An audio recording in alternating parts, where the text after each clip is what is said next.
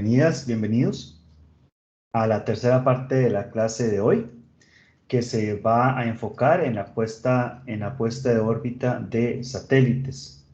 El día de hoy no vamos a completar esta presentación, muy probablemente, pero vamos a arrancar con los principios de lanzamiento. Es importante entender que esta clase no es una clase donde vamos a hablar de diseño de motores de cohetes en general o en cohetería o cosas por el estilo, sino que vamos a hablar de las puestas de lanzamiento en tanto sistema, en tanto nos están dando un servicio para diseñar una misión espacial. Entonces, de esa manera es que nosotros lo vamos a observar como si somos usuarios de los proveedores que dan el servicio de puesta en órbita de satélites y muy importante, cómo tomar las decisiones de cuál proveedor nos conviene y cuál proveedor no nos conviene, ¿verdad? Porque si ustedes no conocen acerca de elementos orbitales, no conocen acerca de órbitas, de planos orbitales o cosas de esa naturaleza, es muy difícil tomar una decisión, ¿verdad? Y obviamente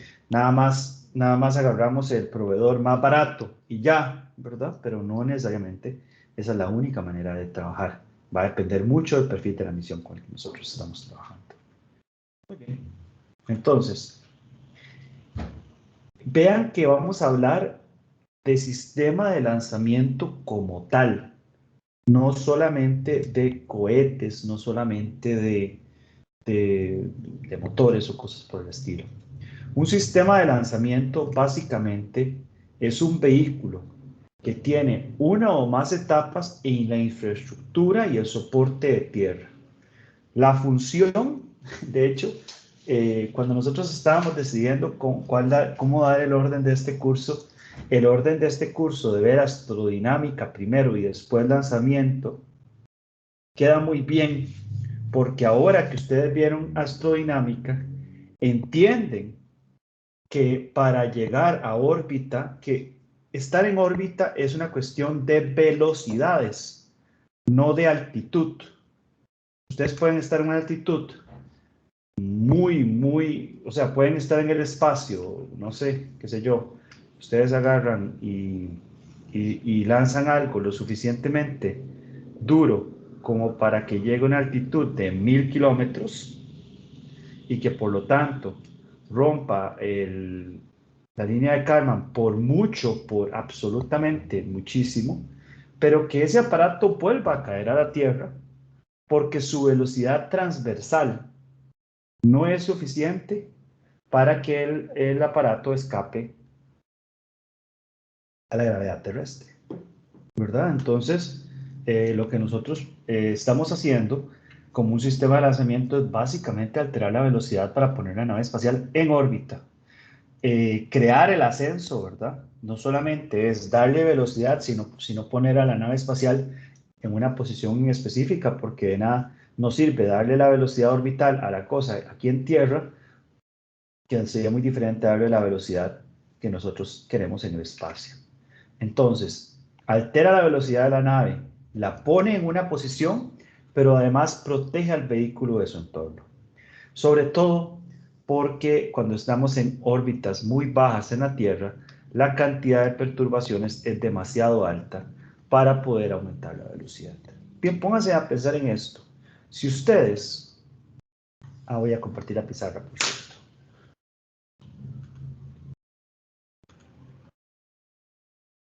Profe, también le iba a decir que no estaba compartiendo pantalla por si estaba haciendo algo. ¡Apa! ¿Cómo no me dijeron eso? Eso sí está fatal. Sí estoy, por supuesto, haciendo algo. Estoy haciendo esto. Ok. Gracias por decirme eso. Hoy está la bulla, pero fatal. Ok. Sí, me acordé de grabar, pero no me acordé de compartir. Bueno, perdón. Entonces, lo que les estaba diciendo es que ustedes pueden estar en una altitud muy grande y no llegar al espacio, sino volver a caer. Pueden tener una velocidad, pero no cambiar de posición, o que cuando ustedes están trabajando hay muchas perturbaciones. Si ustedes se ponen a pensar, si en la Tierra no existiera atmósfera, Un lanzamiento orbital debería básicamente ser algo así, digamos, si ustedes están haciendo el lanzamiento desde acá, como una primera órbita, ¿cómo se llama? De transferencia de Hawkman, ¿verdad? Una órbita que ustedes les transfiera a algo por el estilo, a una cierto tipo de velocidad, y después ustedes, o sea, que aquí hacen un cambio de velocidad delta V1, y después ustedes hacen un cambio de velocidad delta V2. Si ese fuera el caso, muy probablemente el lanzamiento de un cohete debería ser lo más transversal posible. No debería ser un lanzamiento directamente hacia arriba, ¿verdad? Pero los lanzamientos se realizan hacia arriba y ya lo vamos a ver, porque la cantidad de perturbaciones que hay en esta parte de la atmósfera es tanta que nosotros queremos hacer la maniobra lo más alejado de esas perturbaciones posibles para perder la menor cantidad de velocidad posible. Y eso lo vamos a ver en detalle. Entonces, como les dije, el objetivo del lanzamiento es poner la carga útil en una órbita deseada con una orientación funcional. Entonces, vamos a tener que el lanzamiento lo que busca es básicamente hacer una transferencia a órbita. Ustedes se dan cuenta, es muy parecido y desde el punto de vista conceptual, perdón, es que estoy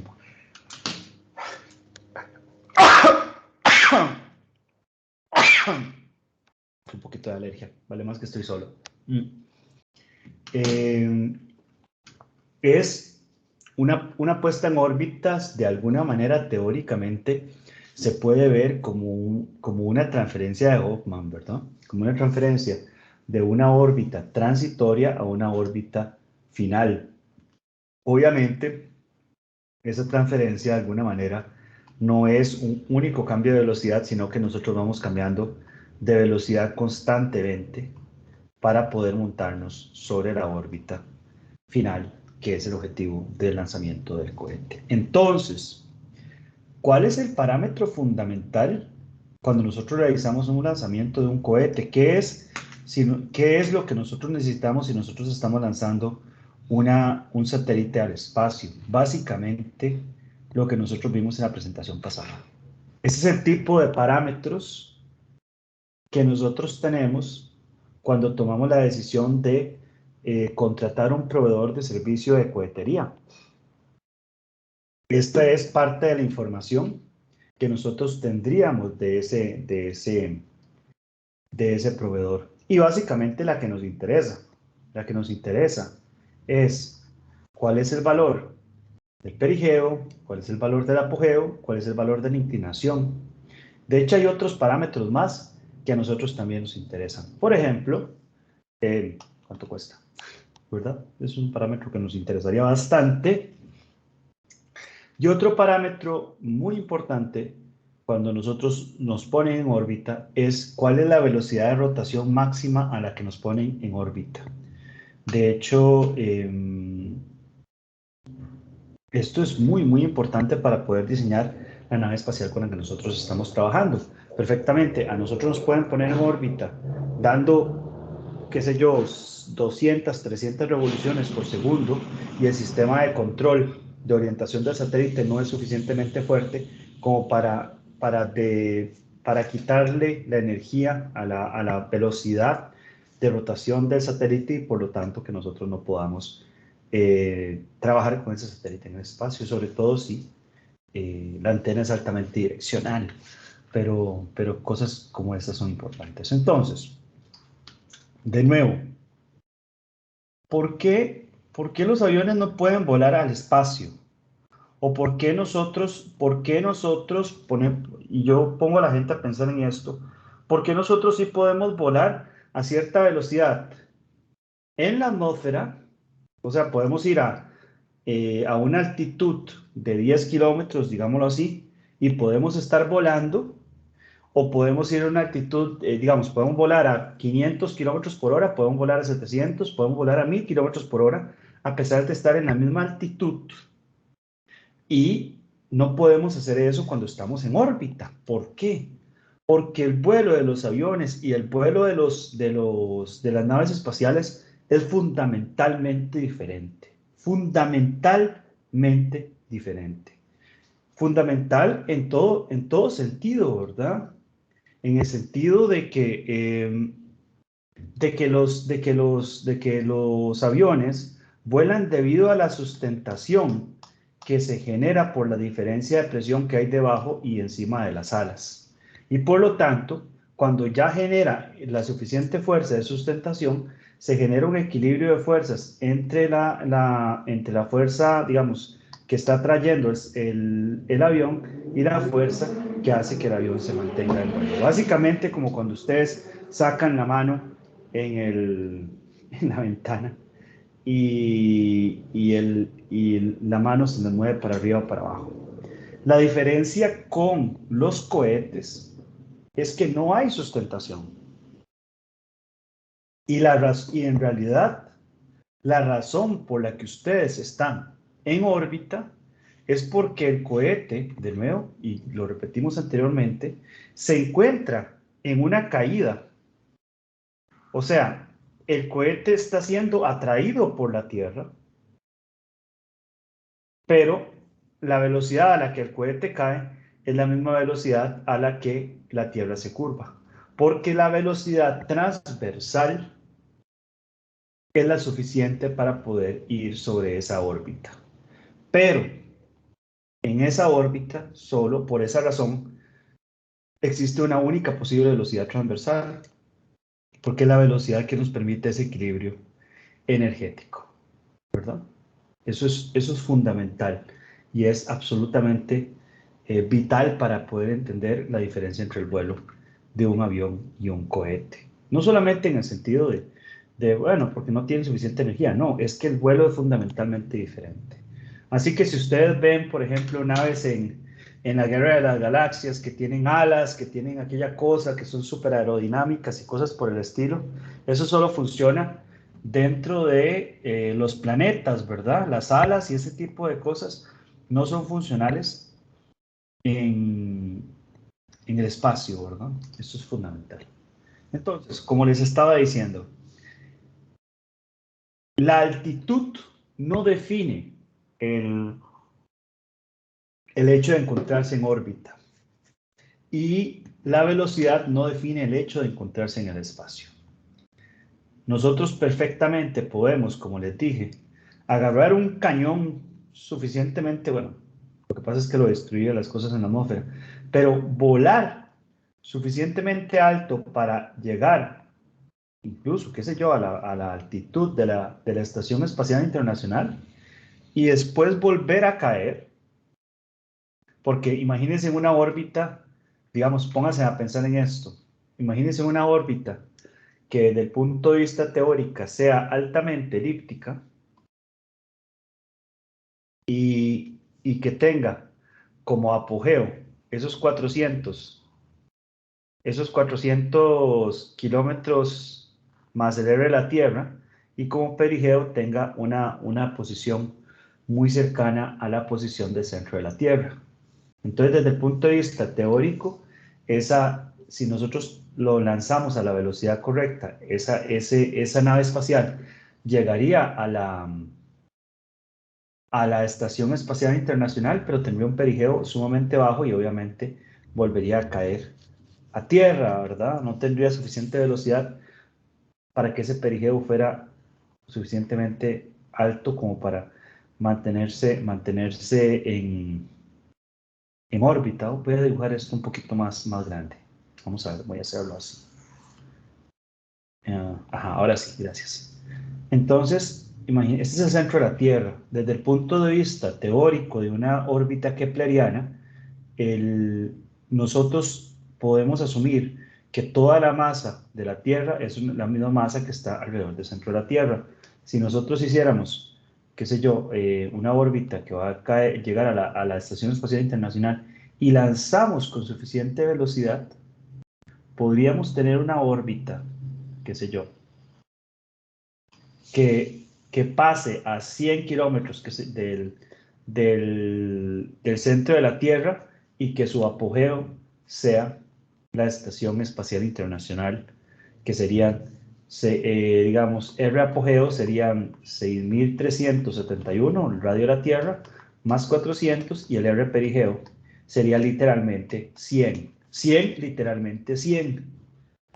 Entonces, en teoría, ese lanzamiento llegaría al espacio, pero no tendría suficiente velocidad para mantenerse en el espacio, porque a la hora de caer, obviamente, golpearía otra vez la superficie terrestre. Ojo, que estoy diciendo esto completamente asumiendo que no hay atmósfera y que no hay perturbaciones, ¿verdad? Si ve, las atmósferas y las perturbaciones hacen que el delta V que se necesita acá, hay dos deltas V, el delta V que necesito para llegar a este punto, más el delta V perdido por la atmósfera, que es un delta V considerable.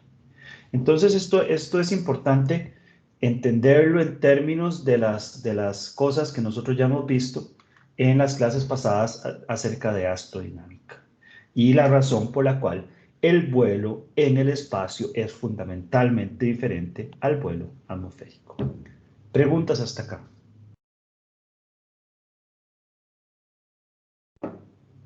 Ok, no hay preguntas.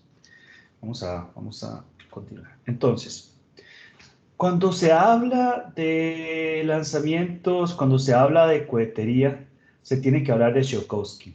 De nuevo, siempre digo lo mismo, yo no sé ruso, si lo estoy pronunciando mal, si alguien sabe ruso, mis disculpas. Porque Tsiolkovsky básicamente determinó el principio fundamental a través del cual se hace un lanzamiento de cohetes, a través del cual se hace un cambio de velocidad cuando no hay atmósfera, y determinó cómo es que iban a volar los cohetes, incluso antes de que, mucho antes de que los cohetes fueran lanzados al espacio. A partir de la ecuación de Tsiolkovsky, lo que nosotros sabemos es que para hacer un cambio de movimiento lineal, nosotros necesitamos mantener el principio de conservación del momento.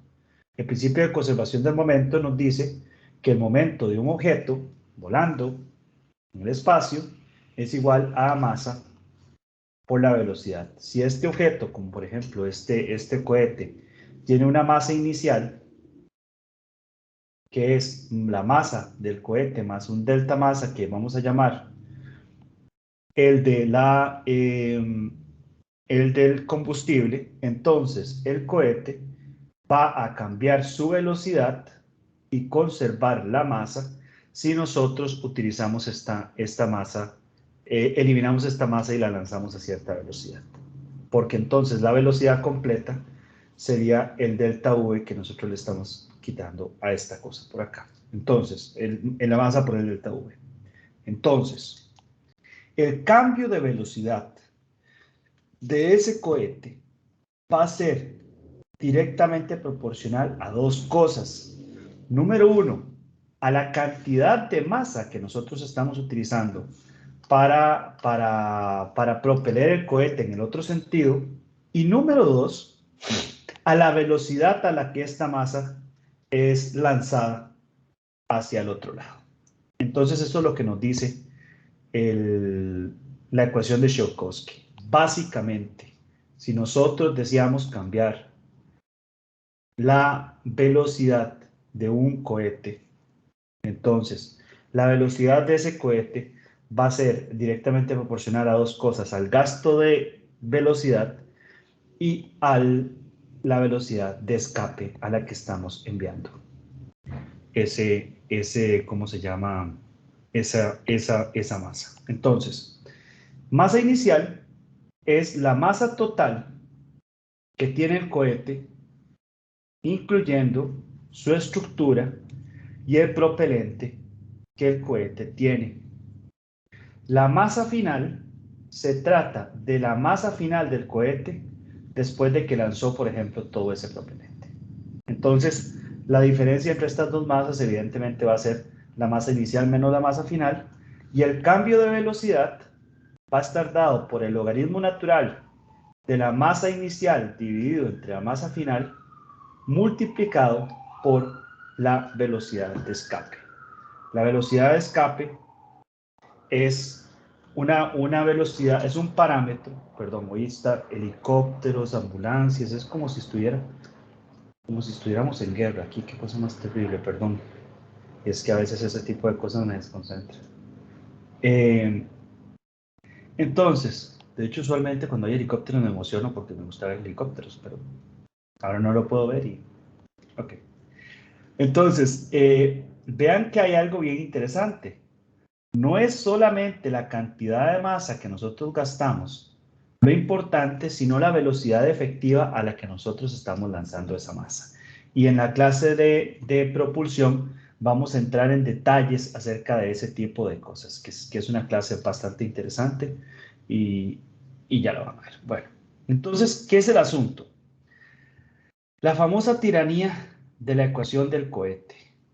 El cambio de velocidad que nosotros queremos realizar va a depender directamente de la velocidad efectiva. Entonces, el cambio de velocidad, o sea, delta V sobre velocidad efectiva, qué sé yo, eh, digamos que si la velocidad efectiva es de 450 kilómetros por segundo, ¿verdad?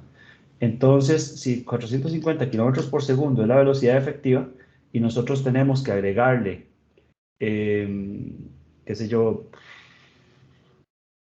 en una primera etapa 4.500 kilómetros por hora, o 4.500 no sé, 450 kilómetros por segundo. No, eso no es una velocidad efectiva demasiado alta. Bueno, digamos que la velocidad efectiva puede ser 5 kilómetros por segundo. Eso sí es una velocidad decente. Perdón. Ok. Es que creo que lo cerré y ahora no me da opción de hacer ninguna de las dos cosas.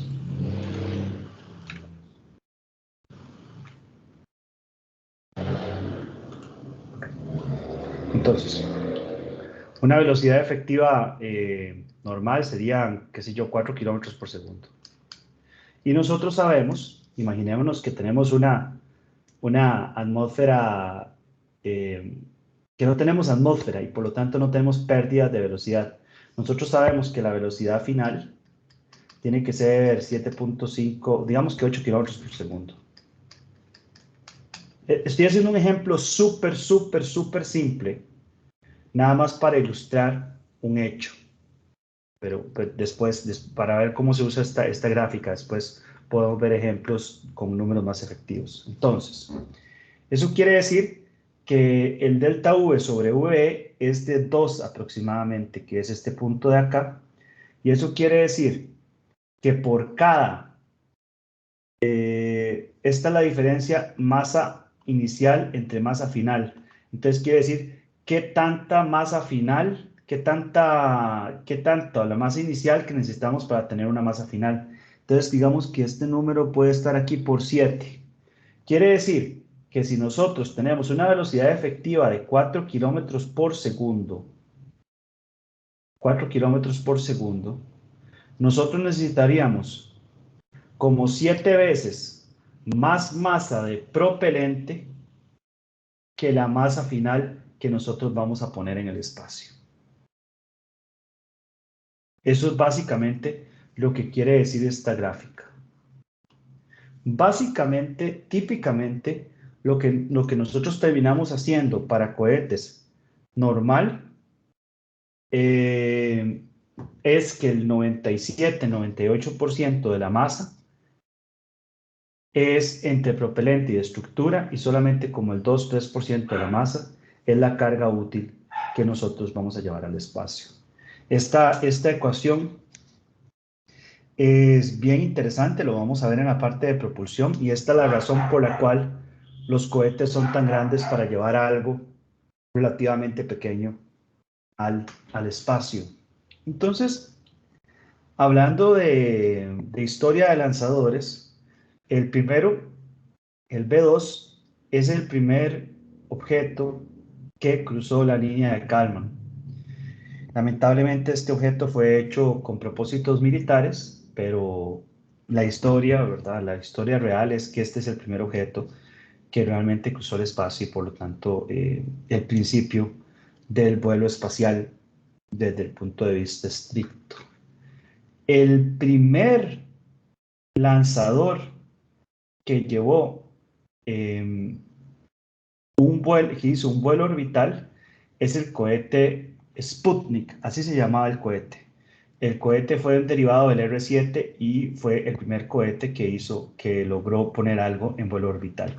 Tomando en consideración esta ecuación, lo que nosotros hacemos es que cuando, por ejemplo, no hemos usado una parte de la estructura cuando ya hemos usado una parte de la estructura del cohete, simplemente desechamos esa parte de la estructura para que la masa que nosotros vamos a poner al final ya no la estemos ocupando, ¿verdad? Entonces un cohete como el R-7, este cohete Sputnik, de hecho la parte de las etapas la hace de una manera bien interesante, porque las etapas son etapas laterales. Esta etapa son etapas laterales. Estas etapas son etapas laterales, como las etapas de acá, y entonces se separan yéndose hacia los lados y no separar como cruzando de esta manera.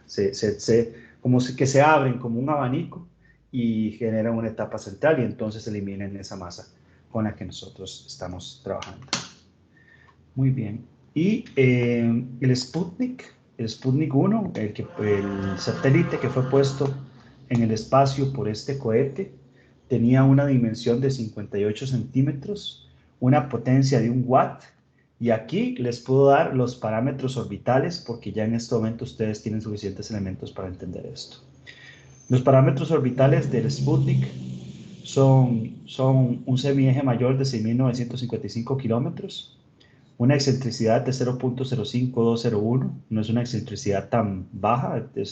Si ustedes se dan cuenta, la diferencia entre el perigeo y el apogeo es tremendamente alta. El perigeo son 215 kilómetros y el apogeo 939 kilómetros. Vean que esta altitud es muy baja, muy baja. Y por lo tanto, con esta altitud, nosotros tendríamos un satélite que muy rápidamente volvería a caer a la atmósfera, ¿verdad? Y se desintegraría. Una inclinación de 65.1, un periodo de 96.2 minutos y un epoch del 4 de octubre de 1957, el día que la humanidad se convirtió en una raza espacial.